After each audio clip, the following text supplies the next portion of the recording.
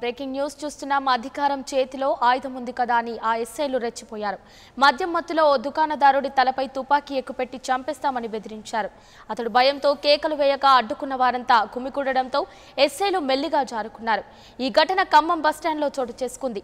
సయ్యద్ జవార్ అనే వ్యక్తి బస్టాండ్లో బ్యాగులు చెప్పుల దుకాణం నడుపుకుంటున్నాడు.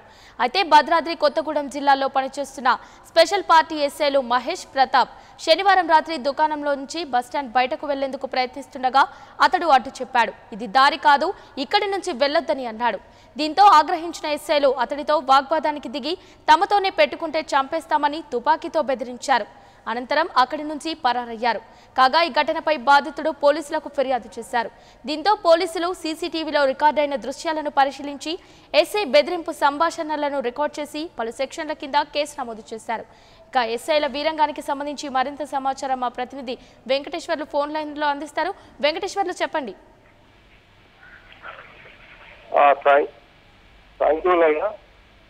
నిన్న రాత్రి ఖమ్మం బస్టాండ్ సెంటర్లో ఇద్దరు ఎస్ఐలు వీరంగా సృష్టించారు.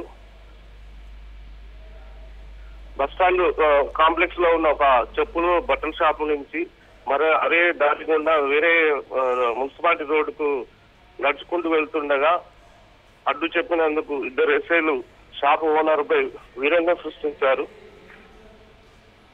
ఈ ఘటన అంటే ఈ నెల 7వ తారీఖున వర్షం పడిన రోజు చెప్పులతో తడి బుడదతో నడుచుకుంటూ వెళ్తుంటే అభ్యంతరం చెప్పారు. ఆ రోజు షాప్ ఓనర్ తో వాగ్వివాదం దిగారు.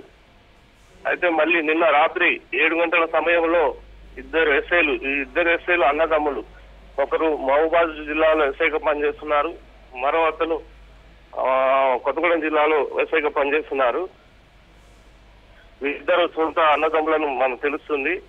నిన్న రాత్రి 7 గంటల సమయంలో షాప్ లోకి వచ్చి మొన్న 7వ తారీఖున ఇక్కడ గొడవ పడింది. ఎవరు షాపు ఓనర్ ఎవరు అంటూ షాపు ఓనర్ జావేద్ పై వాళ్ళు విరుచుకోబడ్డారు.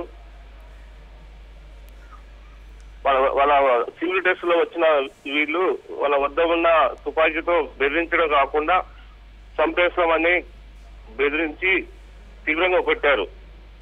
Right, thank you Venkateswarlu.